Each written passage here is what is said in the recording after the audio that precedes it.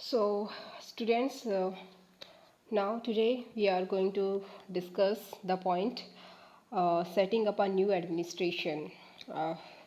मतलब कि जो ब्रिटिशर्स थे उन्होंने सबसे पहले तो बंगाल पे, उसके बाद फिर मैसूर पे, जिसमें टीपू सुल्तान को उन्होंने डिफीट किया था। 4 बार उनके साथ बैटल उन्होंने करी थी and after that they of course fought with the Marathas, and in 3 battles of with Marathas they also conquered Marathas. And now the main point is that what was the new administration of the uh, Britishers at the time they have started. सो सबसे पहले यही है कि Warren Hastings जो था, he was first governor general.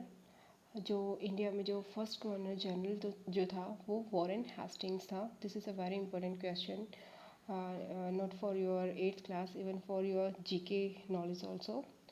जो उनका जो टाइम पीरियड था वो था 1773 टू 1785 तक।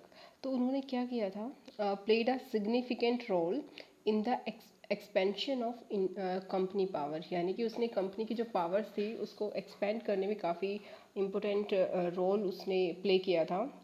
एक्चुअली उस टाइम पे जो गवर्नर जनरल थे उन्होंने पहले तो देखो हर जगह पे गवर्नर्स होते थे, ठीक है। जैसे बंगाल है, बंगाल में एक गवर्नर बना लिया, मैसूर में एक गवर्नर बना लिया, एक यानी कि वो उस एरिया को, उस स्टेट को, जो भी एरिया उन्होंने कैप्चर किया था उसको रूल करते थे। उसकी जितनी भी चीज़ें थी उनको देखते थे, क्या लो है या फिर कोई भी उससे रिलेटेड जितनी भी डिसीजन मेकिंग चीज़ें होती थी। बट उसके बाद में उन्होंने क्या किया था, एक गवर्नर जनरल बना दिया था जो सभी जितने भी ये तीनों स्टेट्स थे उनके बारे में डिसीजन मेकिंग पावर जो थी उसके पास में हो गई थी।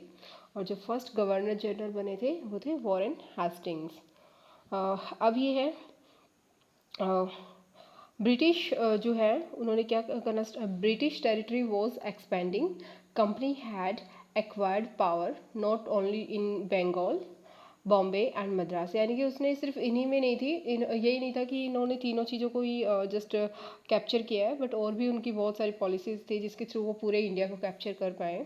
सो जैसे लास्ट में उन्होंने महाराजा रंजीत सिंह को डिफीट किया, और उसके जो मतलब महाराजा रंजीत सिंह के जीते जी तो नहीं, but after his death they captured Punjab also. तो अब क्या है, British territory was broadly divided into administrative units.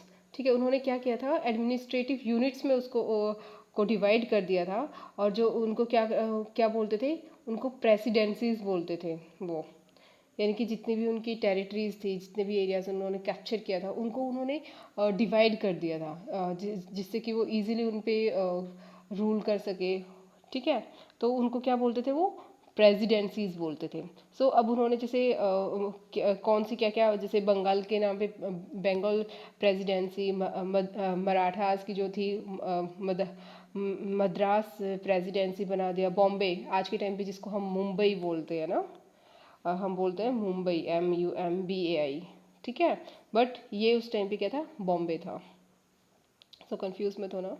सो इसमें ये है ईच रूल्ड बाय गवर्नर, यानी कि जितनी भी देखो ये 3 प्रेसिडेंसीज बनाई थी, 3 बनाई थी, और हर एक पे एक गवर्नर क्या था, उसको रूल करता था। Supreme head was governor general. लेकिन जो सुप्रीम हेड होता था, जैसे मैंने बताया ना कि जो इन जैसे ये उन अलग अलग स्टेट्स को या प्रेसिडेंसीज को रूल करते थे, बट इनके ऊपर भी एक जनरल था, उसको क्या बोलते थे, गवर्नर जनरल बोलते थे। और जो पहली बार बनाया था वो वॉरेन हेस्टिंग्स थे। यानी कि इनके जितने भी गवर्नर जो रूल करते थे उनमें सबसे टॉप पोजीशन पे ये था। अब आगे क्या है, Warren Hastings introduced several administrative reforms. इन्होंने क्या किया, ये खुद बोलते थे कि हम रिफॉर्म कर रहे हैं, ये वर्ड जो ये खुद यूज़ करते थे। क्योंकि वो ये सोचते थे कि जो इंडियंस है वो अनसिविलाइज्ड है, और ये इनका इंटेलेक्चुअल इतना लेवल का नहीं है कि वो कुछ साइंटिफिक चीज़ें समझ पाए, तो हम लोग इनको जो है सिविलाइज्ड करेंगे। सो वो हर चीज़ को एक रिफॉर्म के रूप में जो है शो करते थे, एज अ रिफॉर्म शो करते थे वो। सो फर्स्ट है in the sphere of justice, in the sphere of army, यानी कि उन्होंने बहुत सारे चेंजेस किए। तो उनमें जो सबसे आज जो डिस्कस करेंगे वो है in the sphere of justice, यानी कि जो रूल्स थे, रेगुलेशन थे, जो लॉ थे, कोई भी जैसे आज के टाइम पे क्राइम होते हैं ऑफकोर्स उस टाइम पे भी होते थे, तो वो उनको किस तरीके से हैंडल करते थे, वो सारी चीज़ें इसमें डिस्कस करेंगे। अब देखो ये है supreme head was governor general, ये वॉरेन हेस्टिंग्स है, ठीक है, ये उनका फ़ोटो है। अब उसके बाद देखते हैं, देखो न्यू सिस्टम ऑफ जस्टिस जो आया था उसमें ये क्या बना था, 1772 से बनाया था इन्होंने। और इसमें क्या था, जस्टिस वॉज इस्टेब्लिश्ड, उन्होंने किस तरीके से बनाया था, जैसे डिस्ट्रिक्ट है, आज के टाइम पे जो डिस्ट्रिक्ट होती है उसमें उन्होंने जो एक कोर्ट होता है उसमें दो तरीके के कोर्ट उन्होंने बनाए थे एक डिस्ट्रिक्ट में। एक था क्रिमिनल कोर्ट, जिसको हम क्रिमिनल कोर्ट को अगर हिंदी में देखें तो फौजदारी अदालत बोला जाता है, ठीक है, जिसमें क्राइम से रिलेटेड जितने भी इश्यूज आएंगे वो सारे के सारे इसमें आएंगे। उसके बाद होता है एक सिविल कोर्ट, यानी कि जो सिविल से रिलेटेड चीज़ें हैं, जैसे कि किसी के मनी से रिलेटेड है, किसी ने किसी की लैंड पे आके कैप्चर कर लिया, उस पर अपना राइट शो कर रहा है, तो वो सारी चीज़ें जितने भी हैं वो सारे इसमें आएंगे। बट उससे रिलेटेड जितने भी क्राइम से रिलेटेड है वो क्रिमिनल में आएंगे और सिविल में आएंगे, मनी वगैरह से रिलेटेड जितने भी इश्यूज हैं। अब है ये याद रखना, जो है ये स्टार्ट हुआ था 1772 से, जो है इन्होंने। उसके बाद अब हम डिस्कस करेंगे civil court. Civil court actual में क्या था, maulvis and Hindus pandit interacted Indian laws for the European district collectors. Means क्या था कि इन्होंने क्या किया था कि देखो जो यहाँ पे ब्रिटिशर्स आए थे उन्होंने एरियाज़ को कैप्चर कर लिया था, लेकिन यहाँ के जो लोग थे उनके लिए जो लॉ था वो पहले क्या, जो मौलवीज थे, जो मुस्लिम्स थे उनके लिए मौलवीज जो ने जो रूल बनाए थे उनको फॉलो करते थे। जो हिंदूज थे उनके लिए जो पंडित्स ने जो रूल्स बनाए थे उसको फॉलो करते थे। तो इन्होंने क्या किया कि इन लोगों से बात करके उनके थ्रू रूल्स बनाए और उनको फिर बाद में इम्प्लीमेंट किया। सो उन्होंने इससे पूछा, फिर इन्होंने क्या किया, क्रिमिनल कोर्ट है, क्रिमिनल कोर्ट में क्या किया, these courts were under a qazi and a mufti but under the supervision of the collectors. जो ये क्रिमिनल कोर्ट्स थे वैसे तो उन्होंने काजी को दे दिए और मुफ्ती, वो सारे इसको देखेंगे, लेकिन ये भी किसके थ्रू सुपरवाइज करे जाएंगे, मुफ्ती और काजी जो है वो भी किसके अंडर में आएंगे, कलेक्टर्स के अंडर में आएंगे। जैसे आज के टाइम पे बोलते हैं ना ये यूपीएससी वगैरह के एग्ज़ाम है, सिविल सर्विसेज के एग्ज़ाम है, तो उस वो सारे के सारे कलेक्टर बनते हैं और वो आगे जाके जो है मतलब उस टाइम की बता रही हूँ, ये इन चीज़ों को भी देखते थे, ये सारा मैटर भी इनके अंडर में आता था।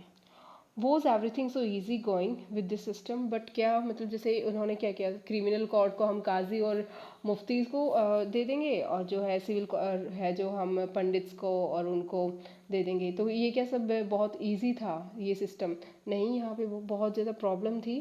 क्या प्रॉब्लम थी, देर वर सम चैलेंजेस, क्या चैलेंजेस थे, वो ये है कि the major problem was that the Brahman Pandit have different interpretations of local laws based on different school of धर्म शास्त्र। जैसे पंडित जो है क्या है, हमारे धर्म शास्त्र जितने भी उन्होंने लिखा गया है कि कौन से क्राइम के लिए क्या पनिशमेंट बनती है, किसको देनी चाहिए, हिंदूज़ को के लिए क्या होती है। तो हिंदूज़ के बारे में ही लिखा होगा ऑफकोर्स, धर्मशास्त्र जो है हिंदूज़ के जो होली जो है ग्रंथ्स वगैरह है उनमें हिंदूज़ के बारे में लिखा होगा। तो और उसके बाद जो दूसरे हैं जो मुस्लिम्स हैं, मुस्लिम्स के जितने भी होली जो भी उनकी बुक्स है या फिर जो है उनमें अलग लिखा होगा, यानी कि सेम क्राइम के लिए अलग अलग तरीके के उनके पनिशमेंट्स थी या जो भी उनको इम्प्लीमेंट करना था। तो ये एक बहुत बड़ी प्रॉब्लम आ रही थी।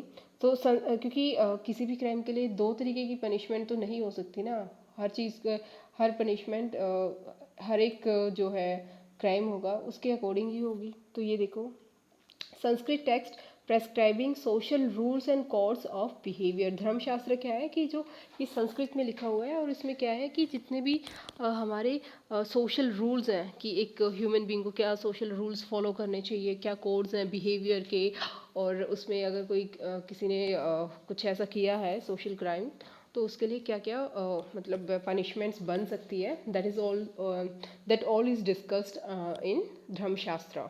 So Dharmashastra is a book which is a granth, we can say, which is related to Hindus, and of course written in Sanskrit. To bring uniformity in 1775, 11 Pandits were asked to compile a digest of Hindu. यानी कि उन्होंने क्या किया था कि 1775 में 11 pandits जो थे हिंदूज़ के लिए क्या किया कि भाई ये जितनी भी एक्चुअली उस टाइम पे बहुत सारी बुक्स थी, किसी में किसी बिहेवियर के लिए या क्राइम के लिए अलग जो है पनिशमेंट दी थी, किसी में कुछ दिया था.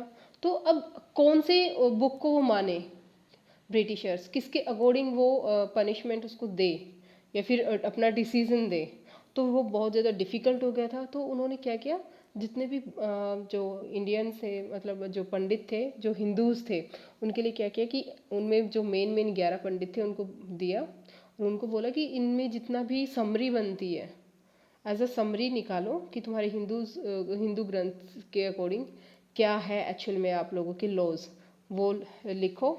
और उन्होंने किसमें एक कंपाइल कर दिया. ठीक है, उसके बाद in 1778 a code of Muslim laws was also compiled for the benefit of European जजेस. फिर उन्होंने देखो हिंदूज़ के लिए उन्होंने कब किया, 1775 में. उसके बाद 78 में उन्होंने यही चीज़ जो मुस्लिम से उनके लिए भी बोला है कि भाई तुम्हारे जितने भी रूल जो रेगुलेशंस है वो हमें बहुत अच्छे से क्लियर वे में बताओ. सो रेगुलेटिंग एक्ट जो है वो कब आया था, of 1773 a new supreme court was established. यानी कि क्या, एक सुप्रीम कोर्ट बनाया था इन 1773.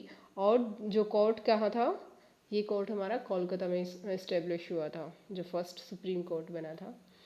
सुप्रीम मीन्स हाईएस्ट, यानी कि उसके बाद डिसीजन मेकिंग की जो पावर है किसी के पास भी नहीं है, वो सबसे सुप्रीम है. और आज के टाइम पे जो हमारा सुप्रीम कोर्ट है वो कहाँ पे है, वो हमारा दिल्ली में है.